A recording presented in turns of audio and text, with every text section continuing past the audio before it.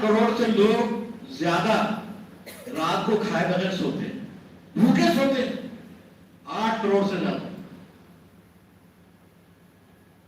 گوداموں میں کروڑوں ٹن جو ہے کہ وہ پڑا ہوا ہے, لیکن سرکاریں کیا کرتی ہیں, اس کو پانی میں بھیگنے دیتی ہیں, اور یہ بھیگا ہوا گیہوں جو ہے شراب کے کارخانوں کو پرووائڈ کیا جاتا ہے, جس سے شراب بنتی ہے, دولت کمائی جاتی ہے. بھارت میں بجٹ کی انکم 8.6% شراب کے ذریعے سے پوری ہوتی ہے. بھارت کا اتنا بڑا بجٹ شراب کی انڈسٹری پورا کرتی ہے. تقریباً 9% بجٹ کا حصہ جو ہے شراب کی دولت سے آتا ہے. کیسے نشاور چیزیں. آپ نے اگر دستور دیکھا ہوگا کہ دستور میں ایک پارٹ ہے ڈائریکٹو پرنسپلز کا, رہنما خطوط کے تعلق سے کچھ بات کہی گئی ہے. وہ تو 37 سے لے کر 51 تک وہ دفعات دی گئی ہے.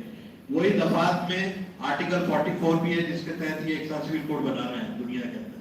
پورے ملک کے اندر 13-14 ریاستوں میں انہوں نے ایک سا سول کوڈ بنا دیا ہے, جبکہ یہ قانون کا حصہ نہیں ہے.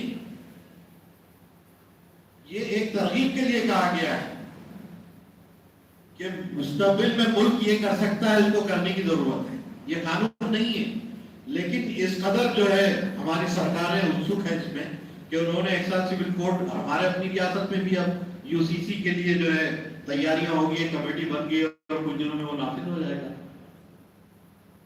ایک سمانتا قانون, اس سے کون لوگ متاثر ہوں گے؟ مسلمان ہی ہوں گے.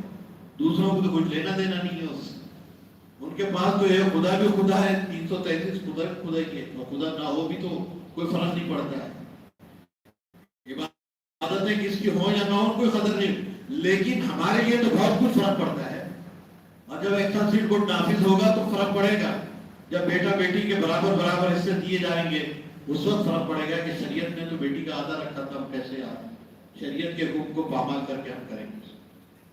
تو میں عرض کر رہا تھا کہ یہ آرٹیکل 44 کو تو بہت جلدی سے امپلیمنٹ کر رہے ہیں, لیکن آرٹیکل 39 جو ہے وہ شراب بندی کا آرٹیکل کہ اس ملک میں دھیرے دھیرے شراب کو بند کر دیا جائے گا. شراب کیا بند ہوتی ہے صاحب؟ ابھی ایک نیا سروے آیا ہے جس میں بتایا گیا پچھلے 3 سالوں میں 17% شراب کے پینے والے کم ہوئے ہیں. بہت خوشی کی بات ہے. 17% شراب کے پینے والے کم ہوئے ہیں, بہت خوشی کی بات تھی. لیکن یہ کیوں کم ہوئے اس کا ریزن بتایا. اس نے بتایا کہ 17% شراب کے پینے والے اس لیے کم ہوئے ہیں کہ لوگوں کو جو ہے موبائل کا ایڈکشن ہو گیا ہے. موبائل میں اتنے مصروف ہے کہ وہ شراب پینے کا بھی وقت نہیں رہا ان کے پاس. اور یہ 17% شراب کے پینے والے کم ہوئے ہیں تو اس سے انکم پہ فرق پڑا ہے, شراب کے کارخانوں کے انکم پہ فرق پڑا ہے. تو انہوں نے اپنی انکم کو بڑھانے کے لیے حکومت کو سجیشن دیے ہیں. اس میں سے ایک سجیشن یہ ہے کہ جس عمر کے بعد شراب پینے کا لائسنس آپ ایشو کرتے ہیں, اس عمر کو نیچے لے آئیے اور چھوٹے بچوں کو بھی اجازت دیجیے کہ وہ شراب پینے لگے, تاکہ یہ شراب کی کمپنیاں جو ان کا لاس ہو رہا ہے اس کو کمپنسیٹ کر سکیں. یہ ہے ہماری حکومت. شراب کو جہاں ختم کرنا ہے, نشے کو جہاں ختم کرنا ہے, اس کے لائسنس ایشو ہوتے ہیں.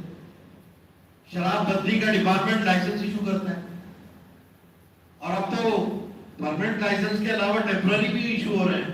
ایک دن میں نے آج پینا ہے 18 سال کے بچے کو, تو آج وہ 20 روپے کا ایک فارم بھر کر اس کو جو ہے بھرتا ہے, اس کو لائسنس ملتا ہے, شراب لا کے پی سکتا ہے. اتنا ایزی کر دیا گیا ہے. یہ خبر اور میسر یہ شیطانی عمل ہے, اس کو حرام اللہ اس کے رسول نے کیا ہے. اس کے بارے میں سوچنے کی ضرورت ہے کہ جو رسول اللہ نے جس کو جو ممنوع قرار دیا ہے, یہ امت کیسے اس کو استعمال کر سکتی ہے. یہ چرس اور LSD اور یہ براؤن شوگر, یہ بھنگ, یہ افیون, اس کا استعمال وہ کیسے کر سکتا ہے, اور نشہ کے جو مختلف جو شیڈز اور شیپ آئے ہیں اس کو کیسے استعمال کر سکتا ہے. کہ محمد رسول اللہ نے اس کو حرام قرار دیا. نبی صلی اللہ علیہ وسلم کو جو لوگ رسول مانتے ہیں انہیں یہ ماننا پڑے گا کہ رسول نے جو حکم دیا ہے شراب کے بارے میں اس کو اپنانا پڑے گا.